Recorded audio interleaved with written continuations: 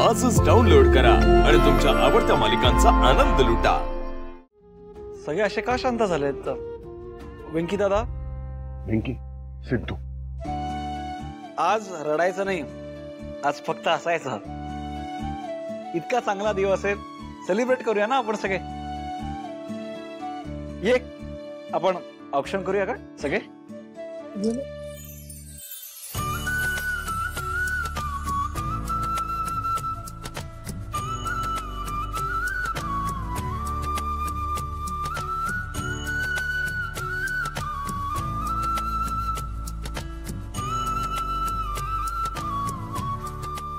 अरे थांबा थांबा थांबा, काय झालं आजी? अगं हा एक दिवस पेटलाच नाही बघ, त्याच्यात तेलच नाहीये। अरे हो की, दे आण, मी घालून आणते।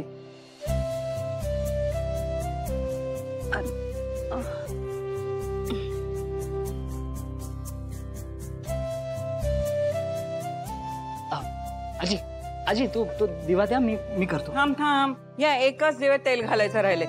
तू तेलाचा कावळा दे बर। कावळा? तेलाची बाटली, त्याला कावळा म्हणतात। हा, तरी मी करतो, तुम्ही बाहेर जा। मी करते ना आता, तू तेल दे, चल लवकर।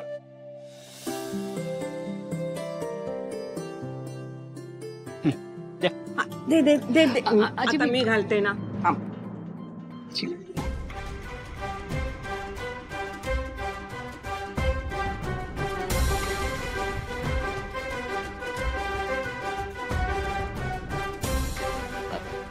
आजी आजी तुम्ही बाहेर जाऊन बसा ना, मी करतो हे सगळं। अरे मी करते, तू माचीस घे, माचीस घे। दिवा लावायचा आहे ना, माचीस घे।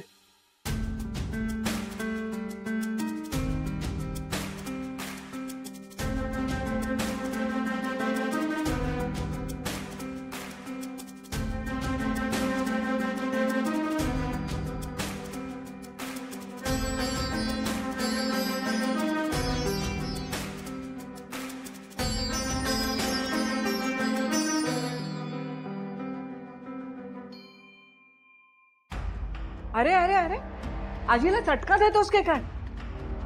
सॉरी।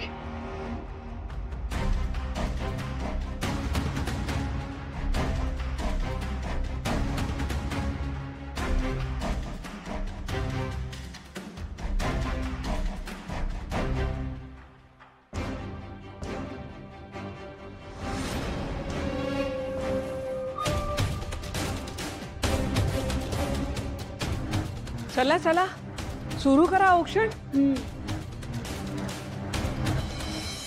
आनंदाने घर भरले आपले, प्रेमळ साथीने हे कुटुंब नांदते।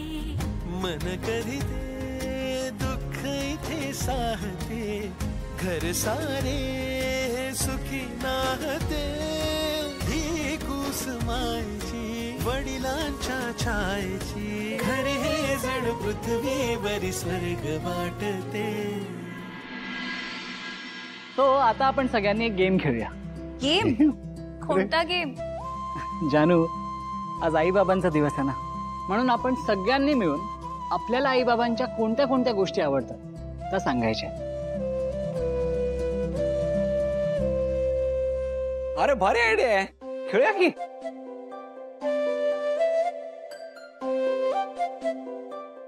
हो, मलाही खूप आवडलाय हा गेम। जरा एक मिनिट, माझं काय म्हणणं आहे की या गेम मध्ये आपण थोडासा बदल करू शकतो का? तुम्हाला सगळ्यांना आमच्याबद्दल खूप कौतुक आहे, हे आम्हाला चांगलंच माहिती आहे। त्यामुळे तुम्ही आमच्याबद्दलची आवडती गोष्ट अगदी सहज सांगू शकाल। त्यामुळे मला असं वाटतं की आज तुमच्यापैकी प्रत्येकाने आमच्याबद्दलची एक एक नावडती गोष्ट सांगावी। बाबा अडचणीत टाकते। अरे नाही, गंमत आहे, थांब ना। हो हो, उत्तम कल्पना आहे। तुम्ही नावडती गोष्ट सांगा। अरे आता एकमेकांकडे बघत बसू नका, यांनी सांगितलंय ना, मग सांगा। अरे असे घाबरताय काय? तुम्ही आम्हाला आमच्यातली नावडती गोष्ट सांगितली म्हणून काय आम्ही रागावणार नाही तुमच्यावर। हा बोला बिंदास. ठीक आहे, आधी मी सांगतो.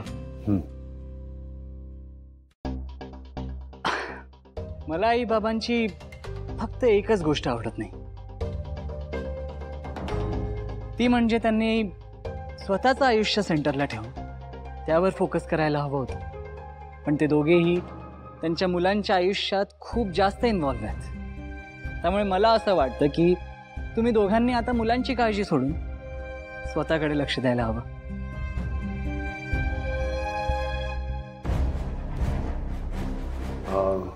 आता सिद्धू तू सांग. बरं, मला लक्ष्मी काकूंबद्दल एकच गोष्ट आवडत नाही की त्यांनी अजूनपर्यंत मला माफ नाही केलं.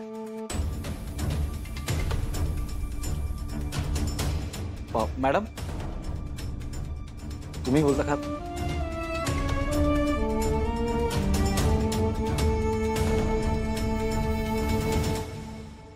मला असं वाटतं की आई बाबांनी त्यांच्या मुलींकडनं आर्थिक मदत घ्यायला हवी. हवं ना. चल काहीतरीच.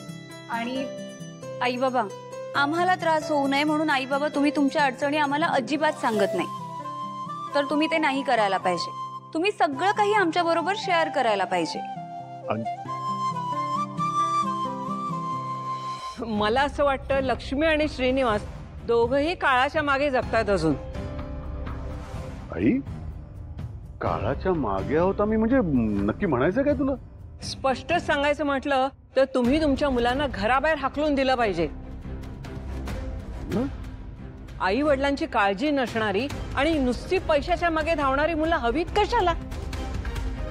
मी तर म्हणते ती घर सोडून गेली ना तरी तुमच्या गाठीशी असलेले पैसे तुम्ही सुखाने वापरू शकाल आणि पुढचं आयुष्य तुम्ही अगदी सुखाने जगाल. सासूबाई, काहीतरी काय बोलताय तुम्ही? अगदी बरोबर बोलते मी. लक्ष्मी, अगं एकत्र कुटुंब हे प्रत्येकासाठी योग्य असतंच असं नाही. त्यासाठी मुलांना आई वडिलांबद्दल आणि आई वडिलांना मुलांबद्दल दुतर्फी ओढ असावी लागते ग. नाहीतर कशाला करायचा एकत्र कुटुंबाचा अट्टाहास? काय ग वीणा, बरोबर बोलते ना मी? हो.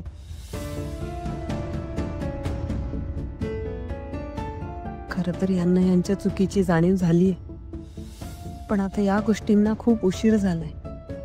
पण मी हे खात्रीने सांगू शकते की तुमच्या दोन्ही मुली, तुमचे जावई, दोन्ही सुना आणि व्यंकी अगदी छान सांभाळ करतील तुमचा.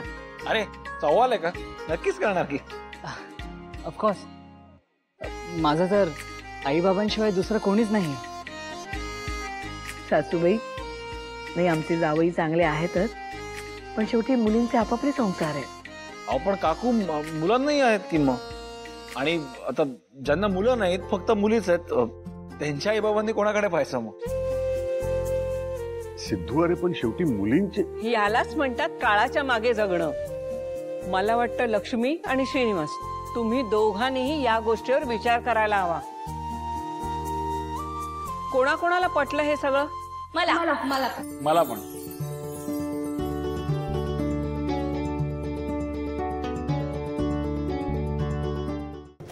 लक्ष्मी निवास